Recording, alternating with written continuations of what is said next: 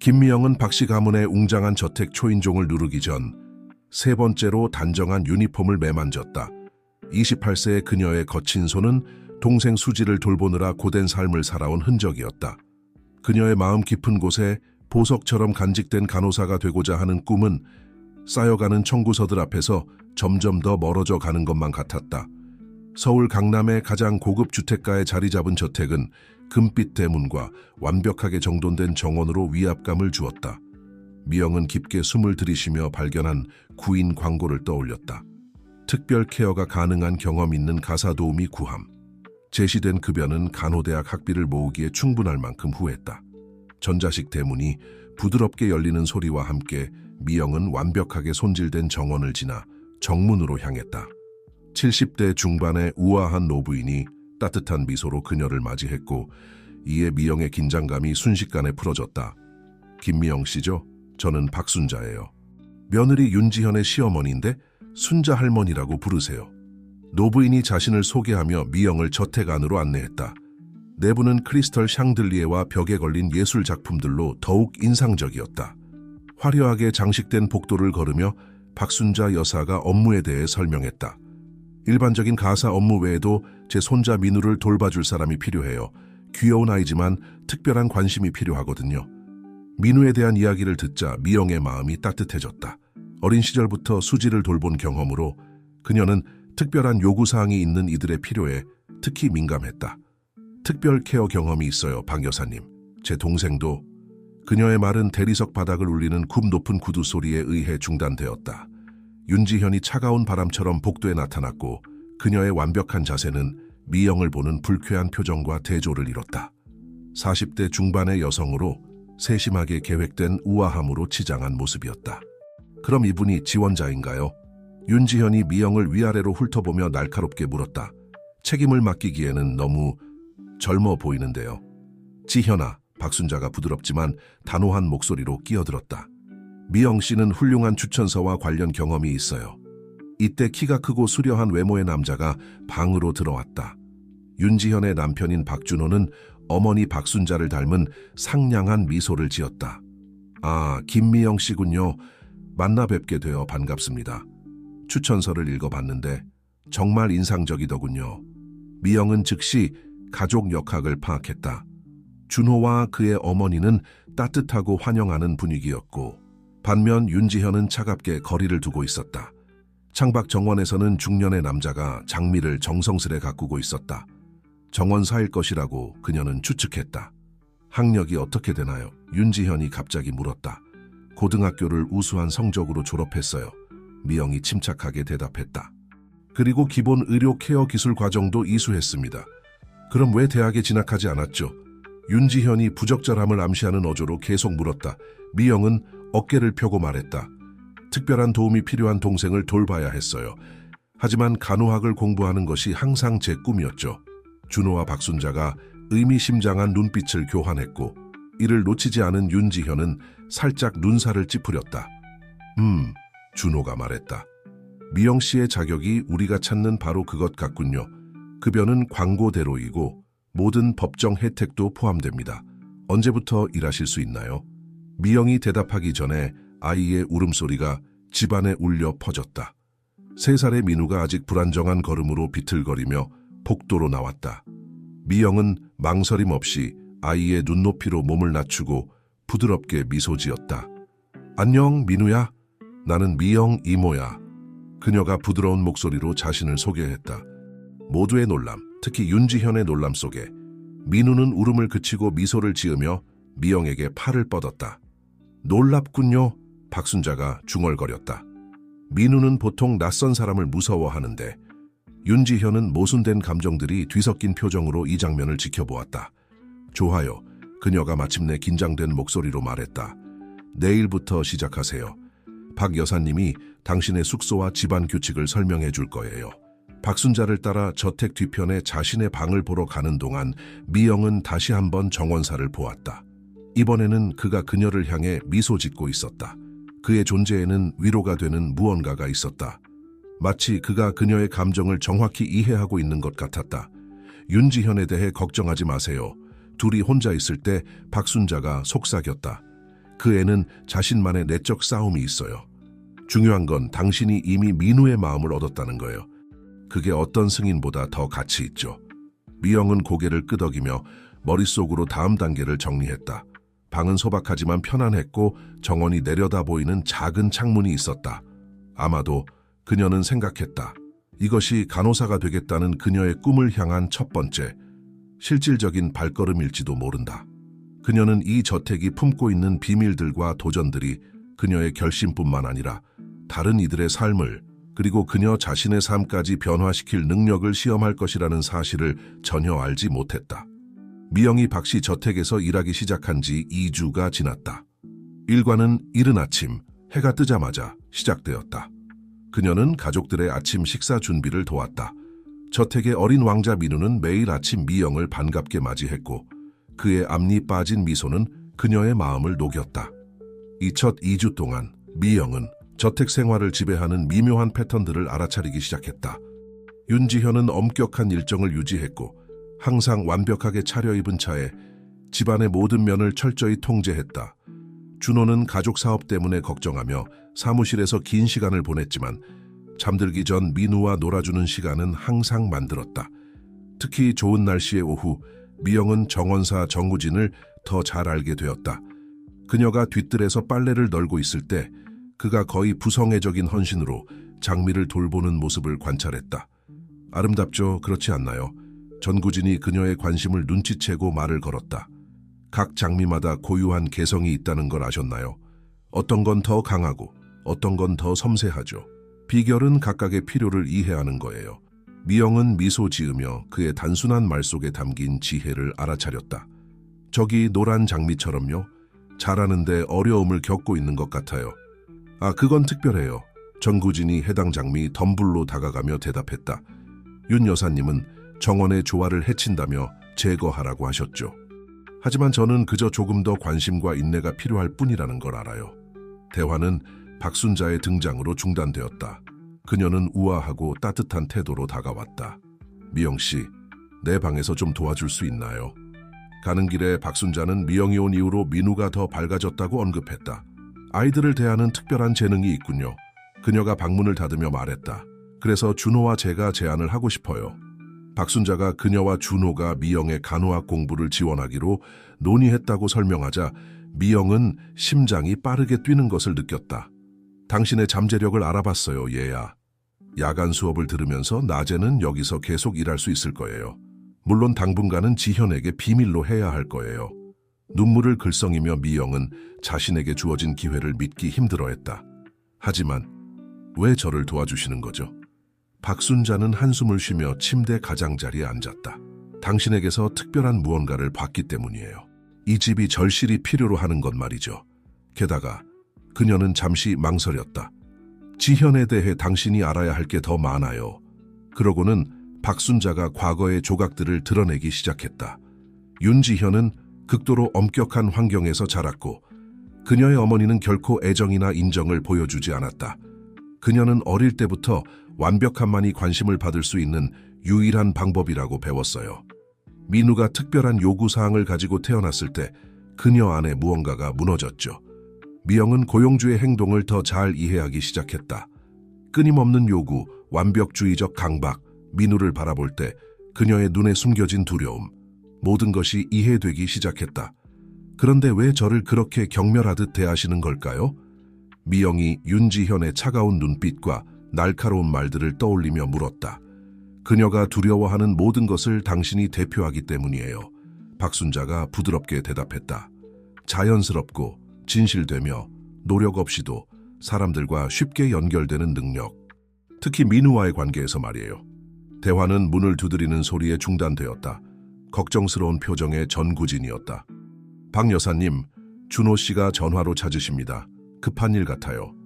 박순자가 서둘러 나가는 동안 미영은 방금 알게 된 모든 것에 대해 깊이 생각에 잠겼다. 간호사가 되겠다는 그녀의 꿈이 그 어느 때보다 가까워 보였지만 이 기회와 함께 그녀가 조심스럽게 관리해야 할 책임과 비밀들도 따라왔다. 그날 밤 잠들기 전 민우를 확인하러 갔을 때 미영은 아이가 오래된 가족 앨범을 가지고 노는 것을 발견했다. 그중 한 사진에는 젊은 시절의 윤지현이 진심으로 웃고 있는 모습이 담겨 있었다. 요즘에는 좀처럼 볼 수 없는 광경이었다. 앨범을 정리하던 중 한 장의 사진이 떨어졌다. 그것은 어린 시절의 윤지현이 피아노 연주회로 보이는 자리에서 어머니에게 꾸중을 들으며 우는 모습이었다. 엄마 슬퍼요. 민우가 외할머니의 사진을 가리키며 말했다. 미영은 목이 메었다. 박씨 저택은 그녀가 상상했던 것보다 더 많은 비밀을 간직하고 있었고 새로운 발견들은 그녀를 윤지현이라는 퍼즐을 이해하는 데 한 걸음 더 가까이 다가가게 했다. 민우의 방문을 닫으며 그녀는 이곳에서의 여정이 단순히 일하고 공부하는 것 이상일 것이라는 것을 깨달았다. 오래된 상처를 치유하고 어쩌면 한 가족이 다시 연결되도록 돕는 것에 관한 것일 수도 있었다. 복도에서 그녀는 윤지현과 마주쳤고 윤지현은 여전히 우월감 가득한 눈빛으로 그녀를 바라보았다.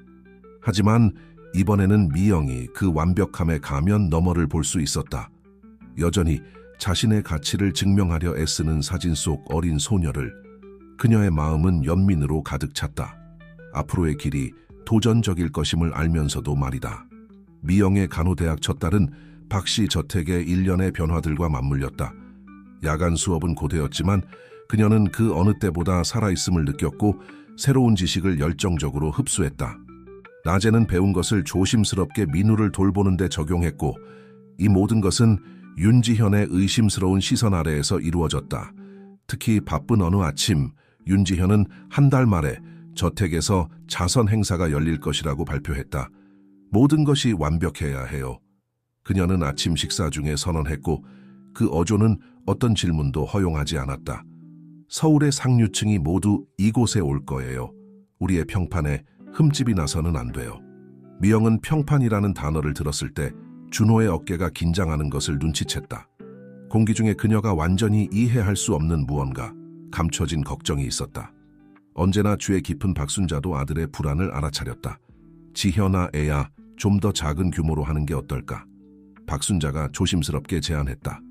회사 상황을 고려하면 무슨 상황요? 윤지현이 눈을 번쩍이며 끼어들었다. 적절한 인맥만 있다면 해결되지 않을 상황은 없어요.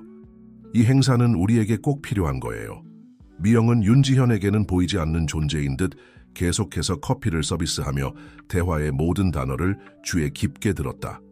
최근 며칠 동안 그녀는 준호가 밤늦게까지 사무실에서 긴장된 전화 통화를 하는 것을 봤고 정장 차림의 임원들의 방문도 눈에 띄게 늘어났다. 아침 식사 후 민우의 방을 정리하던 중 미영은 아이가 특히 불안해하는 것을 발견했다. 무슨 일이야 꼬마야? 그녀가 아이의 불안을 느끼며 물었다. 아빠 슬퍼요. 그가 좋아하는 곰 인형을 꼭 안으며 단순한 말로 대답했다. 그날 점심시간에 미영은 정원에서 전구진을 만났다. 그는 평소보다 더 열심히 장미를 가지치기 하고 있었다. 때로는 그가 일에서 눈을 떼지 않고 말했다. 사람들이 너무 많이 가지치기를 해요. 자연의 본질을 억압하죠. 자유롭게 자라도록 두면 더 아름다워질 수 있는 것들을 죽이고 마는 거예요. 미영은 그가 단순히 장미에 대해서만 말하고 있지 않다는 것을 깨달았다. 전구진 씨, 여기서 오래 일하셨죠? 25년이에요. 그가 마침내 그녀를 바라보며 대답했다. 준호 씨가 잘하는 걸 봤고 윤지현 씨와 결혼하는 것도 봤죠. 이 집이 변하는 것도 봤고요. 늘 이랬던 건 아니에요. 윤지현 씨도 처음엔 달랐어요. 눈에 빛이 있었죠. 어머니와는 다르다는 걸 증명하고 싶어 했어요. 대화는 집에서 들려오는 소리에 의해 중단되었다. 윤지현이 민우를 부르는 소리였다.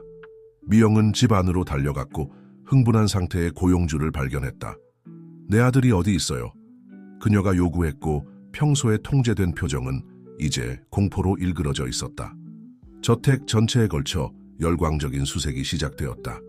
미영은 침착함을 유지하며 수지와의 경험을 살려 아이처럼 생각하려 노력했다.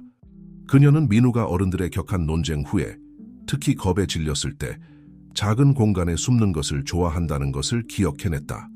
그때 그녀는 거의 사용되지 않는 3층의 놀이방을 떠올렸다. 재빨리 계단을 올라가 잠긴 문을 발견했다. 문 너머로 작은 흐느낌 소리가 들렸다. 민우야, 미영 이모야. 그녀가 부드럽게 불렀다. 괜찮아. 문 열어줄 수 있어. 흐느낌은 멈췄지만 대답은 없었다. 미영은 오래된 자물쇠에 결함이 있다는 것을 알아차렸다. 작은 머리핀으로 그녀는 문을 열 수 있었다. 방 안에서 그녀는 구석에 웅크리고 떨고 있는 민우를 발견했다. 엄마랑 아빠가 싸워요. 미영이 그를 안아주자 그가 속삭였다. 이 순간 윤지현이 문으로 달려왔고 준호와 박순자가 그 뒤를 따랐다. 무슨 짓을 한 거예요? 그녀가 미영을 향해 달려들며 비난했다. 어떻게 내 아들을 여기 위에 가두도록 놔둔 거죠? 지현아, 그만해. 준호의 목소리가 방 안에 울려 퍼졌다. 미영 씨가 민우를 찾았어. 당신이 우리가 감당할 수 없는 파티 계획에 빠져 있는 동안 그녀가 도와준 거라고. 무거운 침묵이 방을 채웠다. 윤지현은 마치 뺨을 맞은 것처럼 비틀거렸고 그녀의 얼굴이 창백해졌다. 감당할 수 없다는 게 무슨 뜻이에요? 준호는 갑자기 지친 듯 얼굴을 손으로 문질렀다. 회사가 파산 직전이야, 지현아. 여러 번 말하려고 했지만 당신은 완벽한 삶에 대한 당신의 환상에 맞지 않는 어떤 말도 듣기를 거부하잖아. 박순자가 민우에게 다가가 안아들었고 미영은 각 얼굴에 명백히 드러난 고통을 보며 이 장면이 펼쳐지는 것을 지켜보았다. 말도 안 돼요. 윤지현이 웃었지만 그 소리에는 유머가 전혀 없었다. 당신 늘 그렇듯이 과장하고 있는 거예요. 그리고 당신, 그녀가 미영에게 돌아섰다. 당신은 해고예요. 아니 그렇지 않아. 준호가 단호하게 말했다. 미영 씨는 우리 어머니 외에 이 집에서 민우에게 정말로 필요한 것이 무엇인지 이해하는 유일한 사람이야. 그리고 지금 그 어느 때보다 우리는 그녀가 필요해. 윤지현은 방 안의 모든 사람을 바라보았다. 그녀의 눈에 참았던 눈물이 고이기 시작했고 그녀는 뛰쳐나갔다. 복도를 따라 울리는 그녀의 하이힐 소리가 점점 줄어들다가 귀가 먹먹할 정도의 침묵으로 대체되었다. 미영은 그 자리에 서서 방금 일어난 모든 일을 처리하고 있었다. 간호사가 되겠다는 그녀의 꿈은 이제 더욱 중요해 보였다. 이 가족은 재정적인 것을 훨씬 넘어서는 방식으로 깨어져 있었고 아마도 그녀의 지식이 아픈 몸 이상을 치유하는 데 도움이 될 수 있을지도 모른다고 생각했다. 재정 위기가 밝혀진 후 며칠은 박씨 저택에 긴장감이 감돌았다. 윤지현은 자신만의 세계에 갇혀 수시간을 자신의 방에 틀어박혀 있거나 우아한 유령처럼 복도를 배회했다.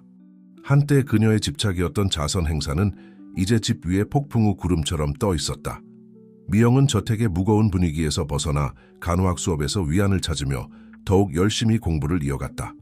어느 날 밤 수업을 마치고 돌아왔을 때 그녀는 사무실에서 서류에 둘러싸여 절망적인 표정을 짓고 있는 준호를 발견했다.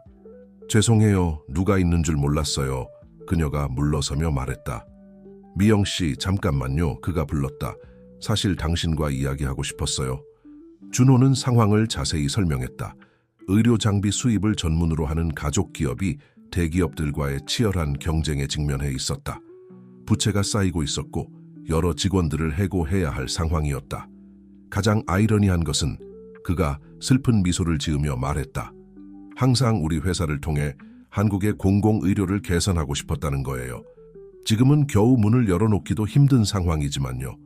미영은 가슴이 아파왔다. 왜 저에게 이런 말씀을 하시는 거죠? 당신에겐 특별한 재능이 있어요, 미영 씨. 민우의 삶을 어떻게 변화시켰는지, 사람들을 어떻게 대하는지 보았어요. 어쩌면 당신이 대안을 생각하는데 도움을 줄 수 있을지도 모르겠어요. 그 순간 복도에서 소리가 들려 둘의 주의를 끌었다. 윤지현이 문간에 서 있었고 그녀의 얼굴에는 믿을 수 없다는 표정이 떠올랐다. 이제 우리 문제를 가정부와 공유하고 있나요? 그녀의 목소리는 억눌린 분노로 떨렸다. 지현아, 제발. 준호가 말을 시작했지만 중단되었다. 아니요. 먼저 우리가 쌓아온 모든 것을 무너뜨리더니 이제는 그녀에게 조언을 구하고 있어요? 미영이 한 발 앞으로 나섰다. 용기를 내어 말했다. 윤 여사님, 저를 믿지 않으시는 것 알아요. 하지만 어쩌면 함께요? 윤지현이 쓰게 웃었다. 여기엔 함께란 없어요. 당신은 그저 다른 사람들의 선의를 이용해 자신의 작은 간호사 꿈을 실현하려는 가정부일 뿐이에요. 이어진 침묵은 귀가 멍멍할 정도였다. 미영은 혈관 속 피가 얼어붙는 것을 느꼈다. 윤지현이 어떻게 대학에 대해 알게 된 걸까? 그래요. 윤지현이 잔인한 미소를 지으며 계속했다. 당신이 밤에 나가는 걸 눈치채지 못했을 거라고 생각했나요? 당신 방에 숨겨둔 대학 유니폼을 보지 못했을 거라고요? 내 남편이 당신의 야망을 위해 우리 돈을 낭비하는 동안 우리 삶은 무너지고 있어요. 그만! 박순자의 목소리가 채찍처럼 공기를 갈랐다. 노부인이 문간에 서 있었고 그녀의 평소의 차분함은 인상적인 단호함으로 대체되어 있었다. 지현아, 당신은 잘못된 사람들을 상처 입히고 있어요. 당신의 분노는 미영이나 준호를 향한 게 아니에요. 그건 당신 자신, 당신의 어머니, 그리고 수년간 억눌러 온 모든 것들에 대한 거예요. 윤지현은 마치 뺨을 맞은 것처럼 비틀거렸다. 어떻게 감히 그럴 수 있는 이유는 당신을 딸처럼 사랑하기 때문이에요. 박순자가 부드럽게 대답했다. 그리고 완벽하지 않다는 두려움 때문에 당신이 주변의 모든 것을 파괴하는 걸 더 이상 볼 수 없어서예요. 이 순간 아이의 울음소리가 집안에 울려 퍼졌다. 논쟁에 깨어난 민우가 미영을 부르고 있었다. 윤지현이 아들에게 가려고 했지만 그녀의 손이 떨리며 멈췄다. 가세요. 미영이 부드럽게 말했다. 그 아이에게는 엄마가 필요해요. 모두의 놀람 속에 윤지현은 그 조언을 따랐다. 민우의 방에 도착했을 때 그들은 곰 인형을 꼭 안고 침대에 웅크린 아이를 발견했다. 엄마를 보자 그는 작은 팔을 뻗었다. 엄마, 그가 불렀고 그의 작은 목소리가 모든 장벽을 무너뜨렸다. 윤지현은 잠시 망설이다가 침대 가장자리에 앉았다. 어색한 움직임으로 아들을 안았다. 미영은 문간에서 이 장면을 지켜보며 윤지현의 굳은 어깨가 서서히 풀리기 시작하는 것을 알아챘다. 아마도 미영 옆에 선 박순자가 조용히 말했다. 이 위기가 바로 이 가족이 다시 연결되는 데 필요했던 것일지도 모르겠어요. 다음 날 아침 식사 때 미영은 자신의 방에서 봉투를 발견했다. 안에는 윤지현의 편지가 들어있었다. 이 모든 걸 받아들일 준비가 아직 되지 않았지만 민우에게 당신이 필요하다는 걸 인정해요. 공부를 계속하세요. 내 승인 때문이 아니라 그것이 당신의 꿈이니까요. 다만 저와는 거리를 두세요. 작은 진전이라고 미영은 생각했다. 그러는 동안 그녀의 머릿속에서는 한 아이디어가 형성되기 시작했다. 박씨 가족이 재정 위기를 극복하고 동시에 지역 사회를 위해 의미 있는 일을 할 수 있는 방법이었다. 점심시간에 그녀는 평소처럼 장미를 돌보고 있던 전구진과 생각을 나눴다. 알아요. 그가 부드럽게 가지를 다듬으며 말했다. 때로는 가장 큰 변화가 작은 용기의 행동으로 시작돼요. 윤 여사님이 뽑아버리려고 했던 이 노란 장미처럼요. 지금은 어떻게 꽃피고 있는지 보세요. 미영은 미소 지었다. 전에는 연약해 보이던 장미가 이제는 생생한 금빛으로 피어나고 있었다. 아마도 그 꽃처럼 박씨 저택도 완전히 새롭고 예상치 못한 방식으로 다시 태어날 수 있을지도 모른다고 그녀는 생각했다. 태양이 막 떠오를 무렵 미영은 용기를 내어 준호의 사무실 문을 두드렸다. 지난 며칠 밤 간호학 수업과 민우 돌보기 사이에 그녀는 박씨 가족을 도울 수 있는 야심찬 계획을 세웠다. 들어오세요. 준호의 지친 목소리가 문 너머로 들려왔다. 그는 잠을 자지 않은 듯 보였고 책상 위에는 서류가 어지럽게 널려 있었으며 넥타이는 느슨하게 풀려 있었다. 이른 아침에 죄송합니다. 미영이 말을 꺼냈다. 하지만 사장님과 나누고 싶은 아이디어가 있어요. 준호는 그녀에게 앉으라고 손짓하며 젊은 여성의 얼굴에 드러난 결의의 호기심을 보였다. 미영은 자신의 계획을 설명했다. 저택의 일부를 자선 모임과 의료 컨퍼런스를 위한 이벤트 센터로 변모시키는 것이었다. 좋은 위치, 넓은 정원, 웅장한 구조가 이런 용도로 완벽할 것이라고 말했다. 잘 생각해보세요. 그녀가 열정적으로 계속했다. 사장님은 회사 때문에 의료계에 인맥이 있으시잖아요. 의료 전문가들과 지역 사회를 연결하는 학회, 간견, 이벤트들을 개최할 수 있어요. 주말에는 사교 행사도 열 수 있고요. 준호는 주에 깊게 듣고 있었고 그의 눈에는 오랜만에 보이는 빛이 어렸다. 계속해요. 그가 격려했다. 게다가 사회 공헌 프로젝트를 위한 공간도 마련할 수 있어요. 지역 주민들에게 기본적인 건강 교육을 제공하는 거죠. 이는 많은 사람들을 돕는 것뿐만 아니라 회사의 이미지도 크게 개선할 수 있을 거예요. 정말 훌륭한 아이디어예요, 미영 씨. 준호가 의자에서 일어서며 말했다. 하지만 당신도 지현을 알잖아요. 그녀는 절대 이런 식으로 집을 개방하는 걸 받아들이지 않을 거예요. 그래서 천천히 시작하는 게 어떨까 생각했어요. 미영이 대답했다. 윤 여사님이 계획하고 있던 자선 행사를 우리의 테스트로 삼는 거예요. 잘 되면 그녀도 우아함을 유지하면서도 의미 있는 일을 할 수 있다는 걸 깨달을 거예요. 대화는 항상 완벽한 타이밍으로 등장하는 박순자의 입장으로 중단되었다. 계획을 듣고 난 그녀의 눈은 승인의 빛으로 반짝였다. 지현에겐 새로운 목적이 필요해요. 노부인이 현명하게 말했다. 통제력을 가지고 있다고 느끼면서도 동시에 세상의 마음을 여는데 도움이 될 만한 것 말이에요. 그날 점심때 준호는 윤지현에게 이 아이디어를 제안하기로 결심했다. 초기 반응은 예상대로였다. 절대 안 돼요. 윤지현이 소리치며 식탁에서 일어났다. 우리 집을 컨벤션 센터로 만들자고요. 말도 안 되는 소리예요. 지현아, 박순자가 부드럽게 끼어들었다. 명성을 생각해봐요. 당신은 중요한 행사의 주최자가 되어 사회에 영향력 있는 사람들과 교류할 수 있을 거예요. 미영은 조용히 점심을 서빙하며 지켜보고 있었다. 이때 민우가 곰 인형을 끌고 식당으로 들어왔다. 아이는 최근 며칠 동안 더 활발해 보였고 이는 미영이 대학에서 배운 자극 기법의 혜택을 받은 결과였다. 엄마, 이야기해줘요? 민우가 요청했고 이는 모두를 놀라게 했다. 그의 말이 평소보다 더 명확했기 때문이다. 윤지현은 아들을 바라보다가 미영을 쳐다보았다. 그녀의 눈에는 조용한 질문이 담겨 있었다. 민우의 말하기를 연습하고 있어요. 미영이 부드럽게 설명했다. 대학에서 배운 기술들을 누가 당신에게 그럴 권한을 줬죠? 윤지현이 끼어들었지만 그녀의 목소리에는 이전과 같은 적대감이 없었다. 제가 허락했어요. 준호가 단호하게 대답했다. 그리고 민우의 진전을 봐요. 지현아. 우리 집은 단순히 사람들에게 인상을 주는 것 이상의 일을 할 수 있어요. 삶을 변화시킬 수 있어요. 무거운 침묵이 방을 채웠다. 윤지현은 창밖을 바라보았다. 전구진이 완벽하게 가꾼 정원에서 그녀가 거의 제거하려 했던 노란 장미가 이제 당당하게 피어나고 있었다. 일주일이에요. 그녀가 마침내 입을 열었다. 일주일 안에 상세한 계획을 제출하세요. 그리고 자선 행사가 우리의 테스트가 될 거예요. 만약 뭐라도 잘못되거나 우리의 평판에 조금이라도 흠집이 난다면 잘못되지 않을 거예요. 미영이 자신의 위치를 잠시 잊고 고용주의 말을 끊으며 단언했다. 모두의 놀람 속에 윤지현은 이 방해에 나쁘게 반응하지 않았다. 대신 그녀의 눈이 미영의 눈과 마주쳤고 그 안에는 전과 다른 강렬함이 있었다. 정말로 이게 성공할 수 있다고 믿나요? 윤지현이 물었고 그녀의 목소리에는 좀처럼 보기 힘든 취약함이 드러났다. 네, 믿어요. 미영이 확신에 찬 목소리로 대답했다. 그리고 허락해 주신다면 그걸 증명해 보이겠습니다. 그날 오후 미영이 준호와 박순자와 함께 계획의 세부 사항을 조율하고 있을 때 전구진이 사무실에 나타났다. 그는 최근 들어 더욱 의미 있어진 노란 장미 꽃꽂이를 들고 있었다. 새 프로젝트의 첫 회의를 위한 장식이에요. 그가 아는 듯한 미소를 지으며 말했다. 때로는 불가능해 보이는 것도 새로운 시각으로 바라보면 꽃 피울 수 있죠. 그들 중 누구도 알지 못했지만 복도에 숨어있던 윤지현이 이 장면을 지켜보고 있었다.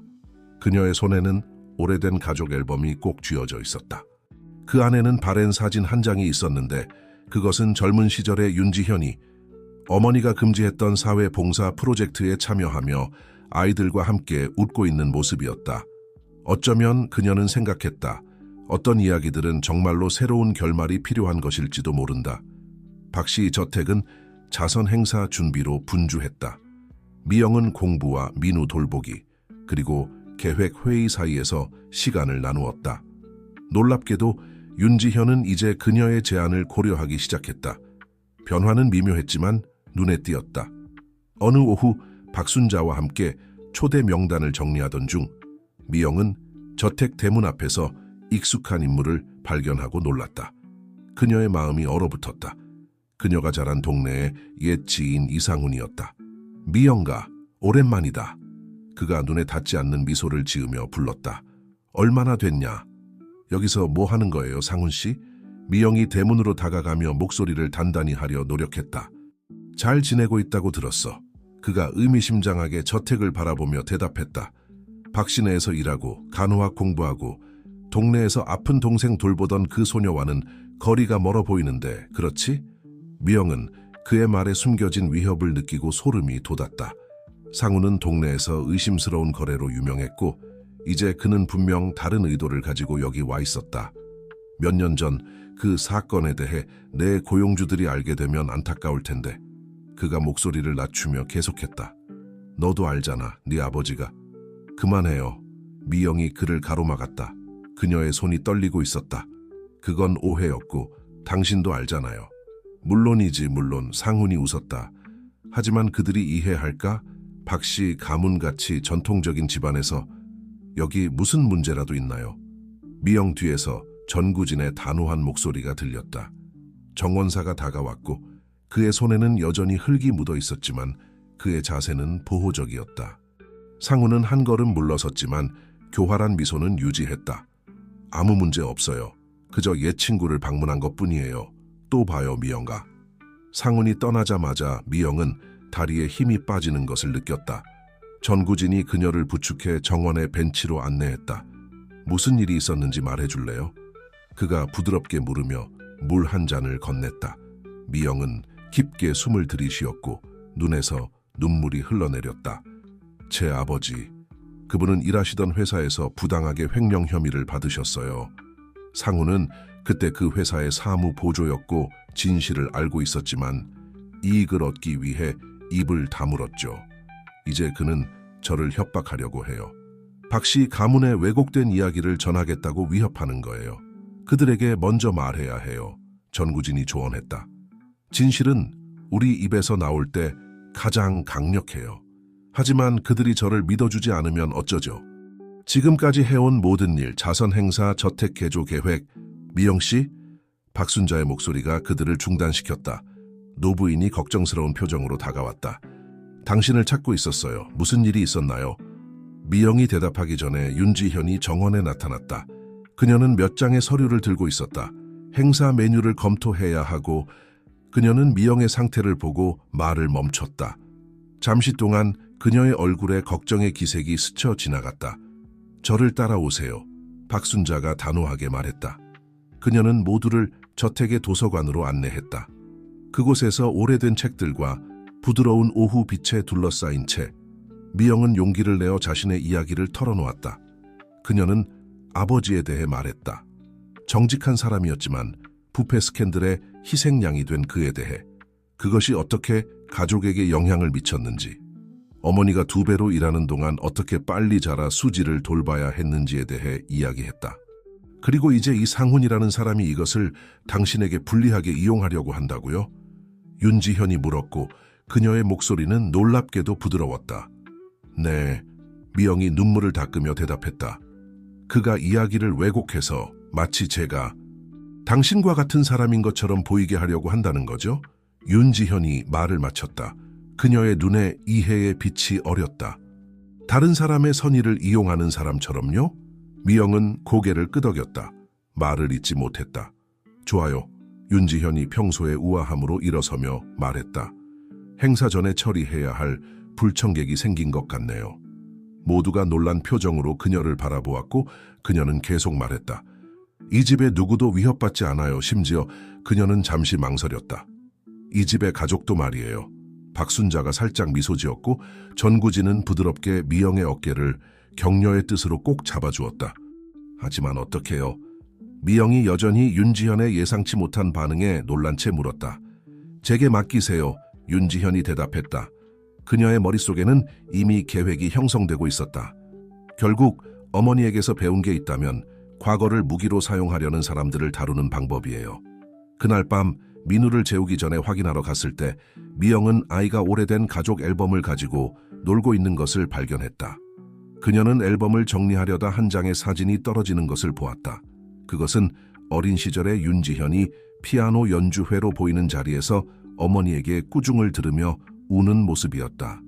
미영은 목이 메였다. 박씨 저택은 그녀가 상상했던 것보다 더 많은 비밀을 간직하고 있었고 새로운 발견들은 그녀를 윤지현이라는 퍼즐을 이해하는 데 한 걸음 더 가까이 다가가게 했다. 민우의 방문을 닫으며 그녀는 이곳에서의 여정이 단순히 일하고 공부하는 것 이상일 것이라는 것을 깨달았다. 오래된 상처를 치유하고 어쩌면 한 가족이 다시 연결되도록 돕는 것에 관한 것일 수도 있었다. 복도에서 그녀는 윤지현과 마주쳤고 윤지현은 여전히 우월감 가득한 눈빛으로 그녀를 바라보았다. 하지만 이번에는 미영이 그 완벽함의 가면 너머를 볼 수 있었다. 여전히 자신의 가치를 증명하려 애쓰는 사진 속 어린 소녀를. 그녀의 마음은 연민으로 가득 찼다. 앞으로의 길이 도전적일 것임을 알면서도 말이다. 자선 행사를 앞둔 날들은 박씨 저택에 놀라운 변화를 가져왔다. 윤지현은 이전에 미영을 멀리했던 것과 달리 이제는 그녀를 행사에 관한 결정뿐만 아니라 앞으로의 저택 변화 계획에도 적극적으로 참여시켰다. 동쪽 날개를 지역사회 강좌에 사용하는 게 어떨까 싶어요. 윤지현이 아침 식사 중에 말했고 이는 모두를 놀라게 했다. 자연 채광이 좋고 독립적인 출입구도 있잖아요. 미영 씨는 어떻게 생각해요? 준호와 박순자는 놀란 눈빛을 교환했고 미영은 고용주의 변화에 대한 자신의 감탄을 숨기려 애썼다. 완벽할 것 같아요. 그녀가 대답했다. 그리고 옛 음악실은 이론 수업에 맞게 개조할 수 있을 것 같아요. 이 순간 민우가 식당으로 뛰어들어왔다. 그는 전보다 더 말을 잘하고 활발해졌다. 엄마, 미영 이모, 봐요. 그가 외치며 여러 인물이 손을 잡고 저택을 둘러싸고 있는 다채로운 그림을 보여주었다. 정말 예쁘구나, 아들. 윤지현이 민우를 안아 올리며 말했다. 이는 그녀가 전에는 거의 하지 않던 행동이었다. 누구누구야? 가족이에요. 그가 각 인물을 가리키며 대답했다. 엄마, 아빠, 할머니, 미영 이모, 정구진 아저씨. 윤지현의 눈에 잠시 눈물이 고였다가 이내 사라졌다. 정말 잘 그렸어. 냉장고에 붙여놓을까? 그날 늦게 윤지현은 미영을 자신의 개인 사무실로 불렀다. 이곳은 그녀가 전에 미영이 들어오는 것을 한 번도 허락하지 않았던 공간이었다. 이상훈에 대해서 말인데요. 그녀가 시작했다. 미영에게 의자를 가리키며 앉으라고 했다. 조사를 좀 해봤어요. 우리 친구가 자신만의 비밀을 숨기고 있는 것 같아요. 미영은 윤지현이 책상 위에 있는 폴더를 여는 것을 지켜보았다. 무슨 뜻이세요? 그가 생각만큼 똑똑하지 않다는 거죠. 윤지현의 입가에 날카로운 미소가 스쳤다. 사실 그는 여전히 당신 아버지가 일하셨던 회사에서 일하고 있어요. 다만 이제는 그의 행동에 대한 의혹 때문에 더 낮은 직급으로 말이죠. 그게 우리에게 어떤 도움이 되나요? 미영이 물었다. 그녀는 윤지현의 계획을 이해하기 시작했다. 간단해요. 그를 자선 행사에 초대했어요. 윤지현이 눈을 반짝이며 대답했다. 그리고 마침 회사의 현 사장님도 초대했죠. 최병국 사장님은 과거의 부패 사건들을 재검토하는데 매우 관심이 많으시더군요. 미영은 심장이 빨리 뛰는 것을 느꼈다. 제 아버지의 이름을 깨끗이 하려고 하시는 건가요? 올바른 일을 하려고 하는 거예요. 윤지현이 정정했다. 민우를 대하는 당신을 보면서 배운 거죠. 때로는 우리의 두려움과 편견에 맞서 용기를 내야 한다는 것을 말이에요. 그 순간 박순자가 걱정스러운 표정으로 사무실에 들어왔다. 지현아, 행사 뷔페가 문제가 생겼어. 방금 취소됐대. 뭐라고요? 윤지현이 일어서며 긴장된 자세를 취했다. 겨우 3일 남았는데? 제가 도와드릴 수 있어요. 미영이 재빨리 제안했다. 제 이모가 작은 뷔페를 운영하세요. 항상 이런 기회를 꿈꿔왔죠. 윤지현은 잠시 망설였다. 수년간의 계급 편견이 그녀의 새로운 관점과 싸우고 있었다. 그분이 이런 규모의 행사 경험이 있으신가요? 재능과 열정이 있으세요. 미영이 확신에 찬 목소리로 대답했다. 때로는 그게 전부예요. 그렇지 않나요? 의미 있는 침묵이 방을 채웠고 윤지현은 마침내 고개를 끄덕였다. 좋아요. 하지만 직접 모든 것을 시식해 봐야겠어요. 다음 날 아침 저택의 주방은 요리 실험실로 변모했다. 미영의 이모 김영숙은 환한 미소로 작은 팀을 지휘하며 윤지현이 자신의 사교 행사를 이끄는 것과 같은 우아함으로 주방을 이끌었다. 이 새우 파테는 정말 훌륭해요. 윤지현이 3번째 카나페를 맛본 후 인정했다. 그리고 이 양고기 파이, 가족 비법이에요. 김영숙이 미소 지었다. 모든 것에 사랑을 담는 게 비결이죠. 미영은 이 장면을 가슴 벅찬 기쁨으로 지켜보았다. 가장 힘든 시기에 항상 그녀를 지지해준 이모가 이런 기회를 얻는 것을 보는 것은 꿈이 실현되는 것 같았다. 알죠? 정우진이 상자를 나르는 것을 돕다가 말했다. 정원에서 가장 아름다운 꽃들은 아무도 그곳에서 자랄 거라고 기대하지 않았던 것들이에요. 행사날이 다가오면서 저택 전체에 기대감이 감돌았다. 민우는 주변의 긍정적인 에너지를 느끼며 그 어느 때보다 활발해졌고 특히 윤지현과 더 많은 시간을 보내는 모습을 보였다. 때로는 자신을 잃어버려야 자신을 찾을 수 있어요. 박순자가 윤지현이 민우에게 행사를 위한 냅킨 접는 법을 가르치는 모습을 바라보며 생각에 잠겼다. 그리고 때로는 누군가가 우리에게 집으로 돌아가는 길을 보여줄 필요가 있죠. 미영은 미소 지었다. 이 저택에 들어선 이후 그녀의 삶이 얼마나 변했는지 생각했다.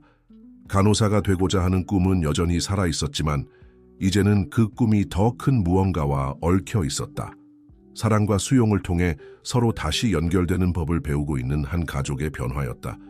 자선 행사 당일 밤 박씨 저택은 꿈같은 풍경으로 변모했다. 정우진의 정원은 수천 개의 작은 조명 아래 빛났고 상징적인 노란 장미가 중앙 장식의 주인공이 되었다. 김영숙의 요리에서 풍기는 맛있는 향기가 공기를 가득 채웠고 첫 손님들이 도착하기 시작했다. 미영은 간단하지만 우아한 드레스를 입고 박순자가 깜짝 선물로 준비한 행사 준비를 돕는 것과 민우를 돌보는 것 사이를 오갔다. 민우는 모든 움직임에 특별히 들떠 있었다. 당신 정말 아름다워요. 정우진이 평소의 정원사 옷 대신 잘 맞는 정장을 입고 말했다. 마치 여기에 태어난 것처럼 보여요. 고마워요. 미영이 미소 지으며 섬세한 목걸이를 조심스럽게 만졌다. 하지만 이상훈이 오는 것이 걱정돼요. 윤 여사님의 계획을 믿으세요. 그가 안심시키는 미소로 대답했다. 그분은 마음먹은 것을 해내시는 분이에요. 마치 그의 말을 듣기라도 한 듯 윤지현이 메인홀에 나타났다. 그녀는 짙은 청색 드레스를 입고 찬란하게 빛났다. 그녀의 시선이 미영과 마주쳤고 그녀는 작은 긍정의 신호를 보냈다. 모든 것이 계획대로 진행되고 있다는 뜻이었다. 저택은 곧 서울의 상류층으로 가득 찼다. 기업인들, 유명 의사들, 그리고 의료계의 주요 인사들이 공간을 돌아다니며 저택의 변신을 감탄하며 바라보았다. 준호는 지난 몇 주보다 더 자신감 있게 미래의 파트너십에 대한 중요한 대화를 이끌었다. 당신들이 저택을 이런 종류의 행사에 맞게 개조한 것이 정말 인상적입니다. 참석한 의사 중 한 명이 언급했다. 작은 규모의 학회나 전문가 모임에 완벽한 공간이 될 것 같군요. 이때 이상훈이 등장했다. 그는 현재 그의 직위에 비해 너무 비싸 보이는 양복을 입고 있었다. 그의 눈이 방을 훑더니 미영을 발견하자 자만심 가득한 미소를 지었다. 이상훈 씨. 윤지현의 목소리가 그의 뒤에서 달콤하게 울렸다. 오늘 밤 우리와 함께 해주셔서 정말 기쁩니다. 이상훈은 놀란 듯 돌아섰다. 윤 여사님, 영광입니다. 저를 따라오세요. 그녀가 계속해서 말했다.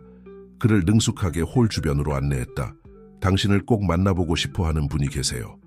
미영은 거리를 두고 윤지현이 이상훈을 그가 일하는 회사의 현 사장인 최병국과 함께 있는 그룹으로 안내하는 것을 지켜보았다. 최병국은 회색 머리에 예리한 표정을 한 신사였다. 이상훈 군, 최병국이 외쳤다. 바로 얘기하고 있던 사람이군. 이상훈의 얼굴이 눈에 띄게 창백해졌다. 최 사장님, 우리는 몇몇 오래된 사건들을 논의하고 있었네. 경영자가 겉보기에는 가벼운 어조로 말을 이어갔지만 그 말에는 상당한 무게가 실려 있었다.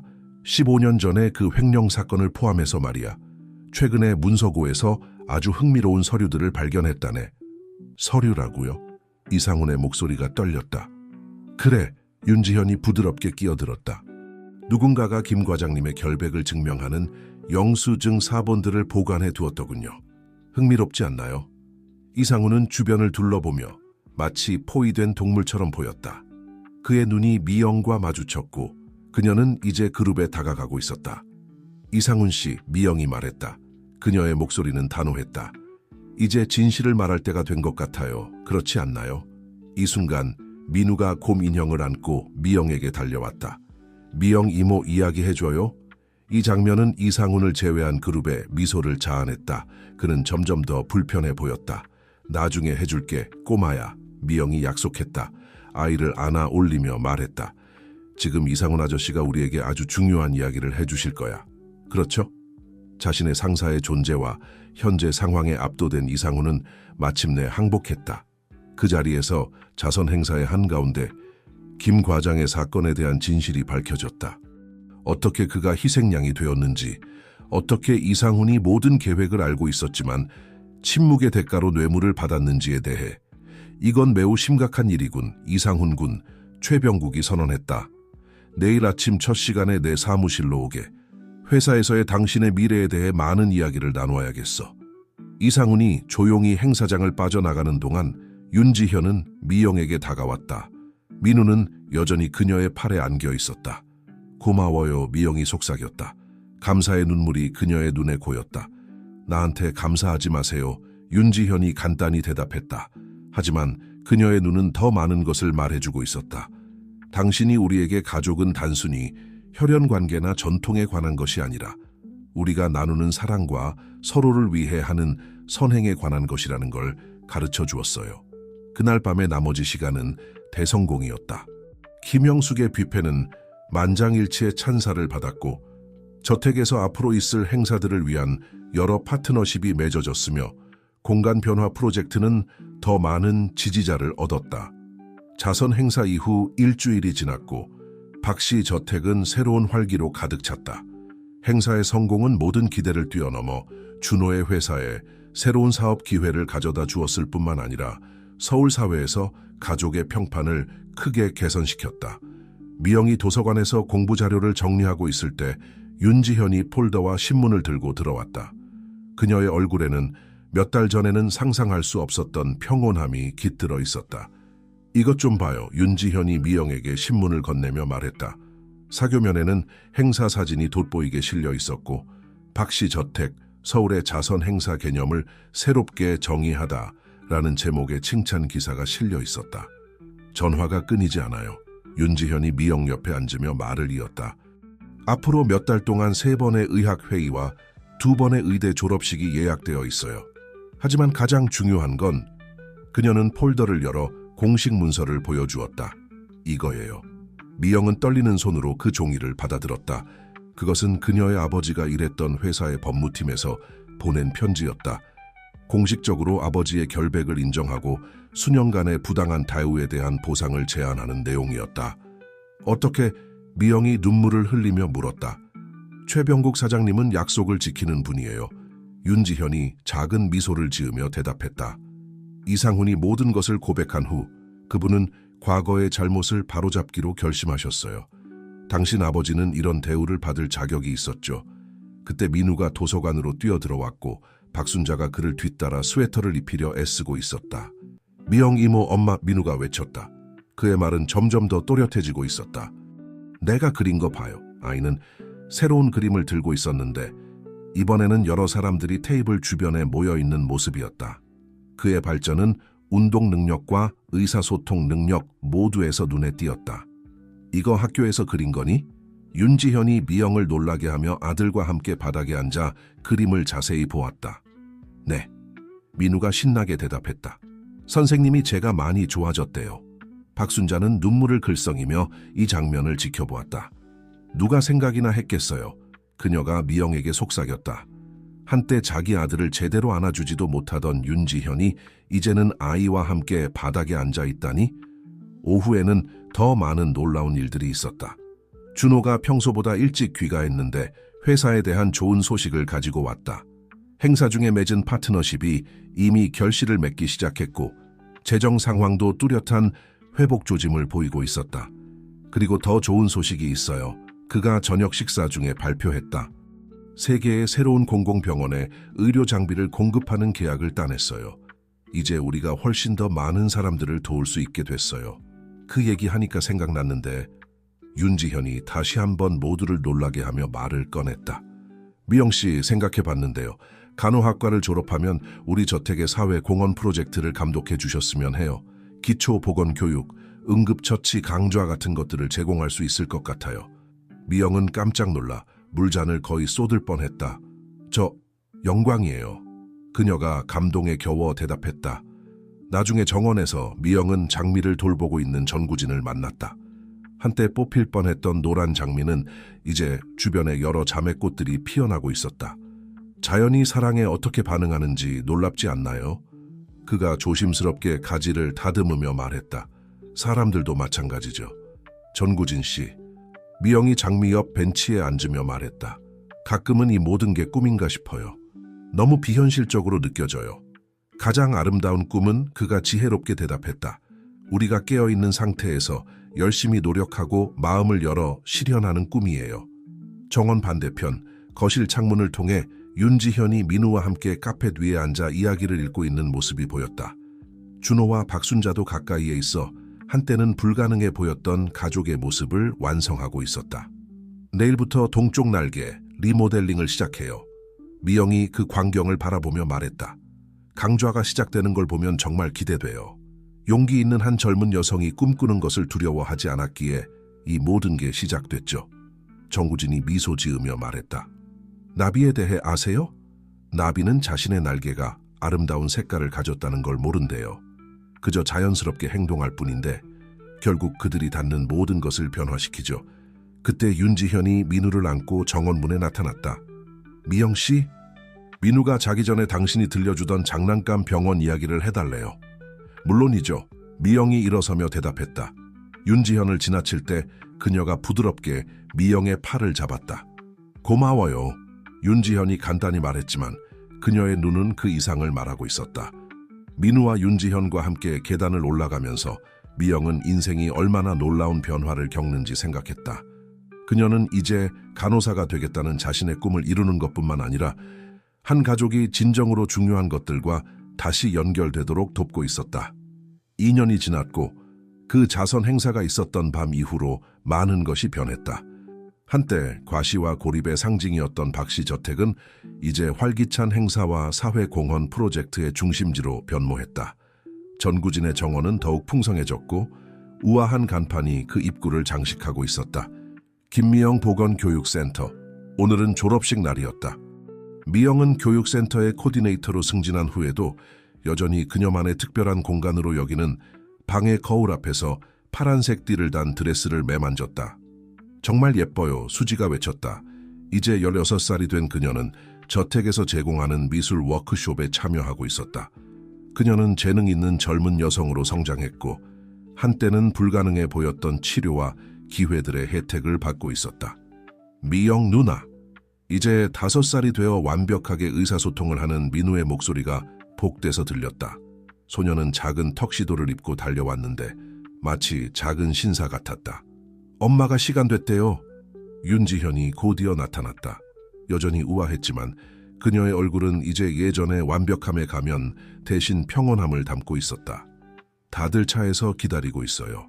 당신 졸업식에 늦을 순 없죠. 대학 강당은 사람들로 가득 찼다. 맨 앞줄에는 박씨 가족 전체, 준호, 윤지현, 민우, 박순자와 함께 수지, 김영숙, 그리고 물론 전구진이 앉아 있었다. 전구진은 이 특별한 날을 위해 유명한 노란 장미로 특별한 꽃다발을 만들어 왔다. 졸업식 중 미영이 간호학 학위를 받기 위해 단상에 올랐을 때 객석의 특별한 그룹에서 자발적인 박수갈채가 터져 나왔다. 그들은 교육센터의 학생들이었고 많은 이들이 이미 박씨 가족의 회사와 협력하여 개발된 인턴십 프로그램 덕분에 병원과 클리닉에서 일하고 있었다. 불과 2년 만에 총장이 연설 중에 언급했다. 박씨 저택에서 개발된 사회공헌 프로젝트는 이미 300명 이상의 사람들에게 기본적인 보건교육을 제공했고 이는 우리 도시의 의료 서비스 품질 향상에 크게 기여했습니다. 졸업식 후 저택에서 미영을 위한 깜짝 놀라움이 준비되어 있었다. 정원은 작은 축하 행사를 위해 장식되었고 그 중앙에는 새로운 간판이 오후 햇살 아래 빛나고 있었다. 민우소아 재활센터, 깜짝 선물이에요. 준호가 발표했다.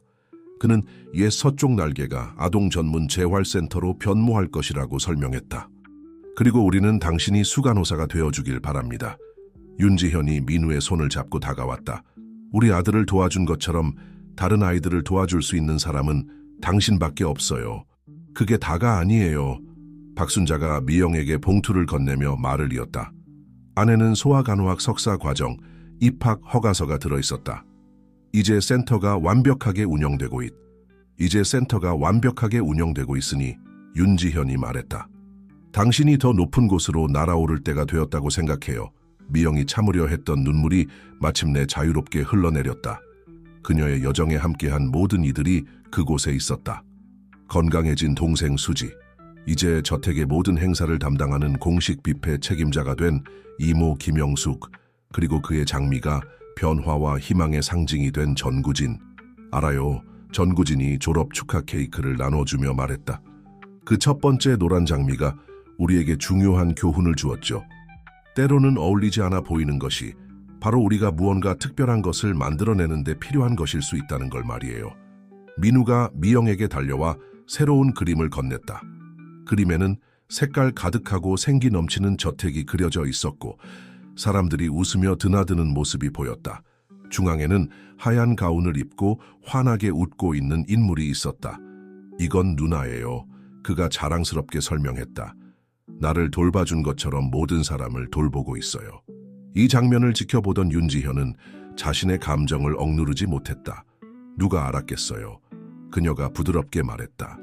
일자리를 찾아 이곳에 왔던 그 젊은 여성이 우리에게 사랑과 가족, 그리고 극복에 대해 이렇게 많은 것을 가르쳐 줄 줄은. 저녁이 되어 손님들이 떠나기 시작할 무렵 미영은 자신이 가장 좋아하는 생각하는 장소인 정원으로 걸어갔다. 태양이 지평선 너머로 지고 있었고 하늘은 전구진의 장미와 비슷한 분홍색과 금빛으로 물들어 있었다. 무슨 생각을 하고 있어요? 윤지현이 그녀에게 다가와 물었다. 인생이 얼마나 놀라운지에 대해서요. 미영이 대답했다. 제가 이곳에 왔을 때는 간호사가 되겠다는 꿈 하나뿐이었어요. 하지만 결국 그보다 훨씬 더 많은 것을 얻었죠. 확장된 가족, 더 큰 목적. 아니에요, 미영 씨. 윤지현이 부드럽게 정정했다. 우리가 더 많은 것을 얻었어요. 당신은 우리에게 가족이란 성씨나 전통으로 측정되는 것이 아니라 우리가 나누는 사랑과 서로를 위해 행하는 선행으로 이루어진다는 것을 가르쳐 주었어요.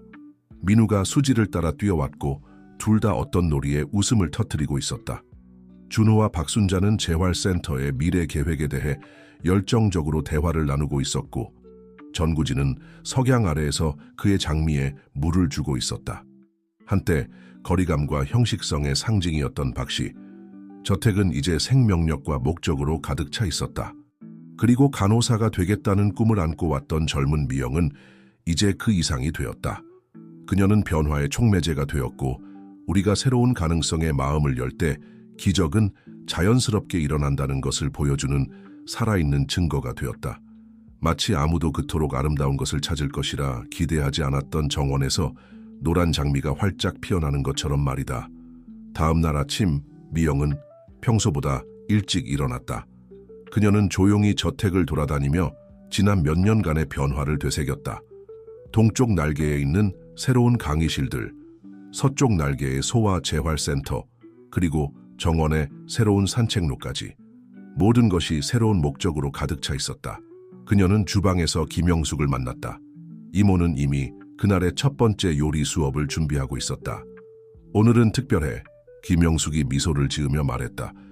우리가 처음으로 저소득 가정 아이들을 위한 영양교육을 시작하는 날이야.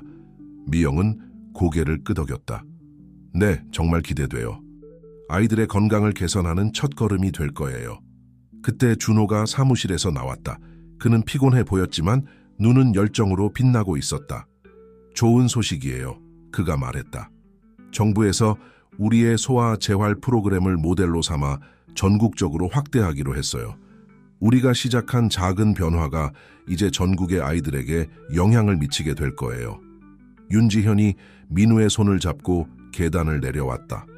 그녀의 얼굴에는 더 이상 완벽함에 대한 강박이 없었고 대신 진정한 행복이 깃들어 있었다.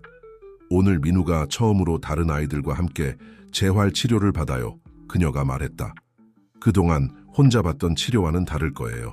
미영은 민우에게 다가가 무릎을 굽혀 그의 눈높이에 맞췄다. 긴장되니 민우야? 민우는 고개를 저었다. 아니요, 미영 이모. 이모가 가르쳐준 대로 할 거예요. 다른 친구들도 도와줄 거예요. 그의 대답에 모두가 미소 지었다. 이것이야말로 그들이 이루고자 했던 변화였다.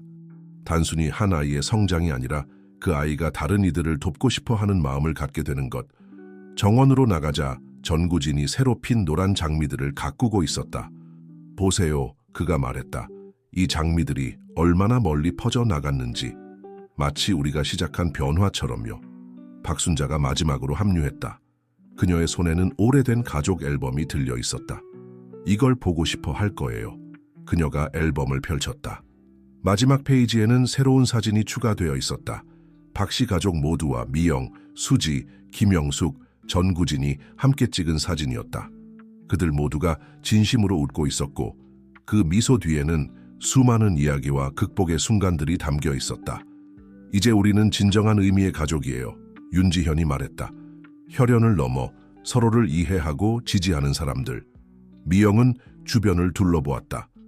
그녀가 처음 이 저택에 왔을 때와는 너무나 다른 모습이었다. 차갑고 거리감 있던 공간이 이제는 따뜻함과 희망으로 가득 찬 곳으로 변모해 있었다. 우리 모두가 함께 만들어낸 변화예요. 미영이 말했다. 그리고 이제 우리는 이 변화를 더 많은 사람들과 나눌 준비가 되었어요. 그들은 모두 고개를 끄덕였다.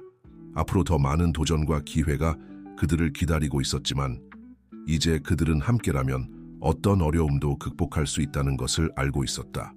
태양이 완전히 떠오르며 새로운 하루를 알렸다. 박씨 저택은 이제 단순한 건물이 아니라 희망과 변화의 상징이 되었다. 그리고 그 중심에는 한 젊은 여성의 꿈과 그 꿈을 믿고 지지해준 사람들의 사랑이 있었다. 미영은 깊은 숨을 들이마셨다. 이제 그녀의 앞에는 새로운 챕터가 펼쳐져 있었다. 간호사로서, 교육자로서, 그리고 이 특별한 가족의 일원으로서 그녀는 미래를 향해 한 걸음 내디딜 준비가 되어 있었다.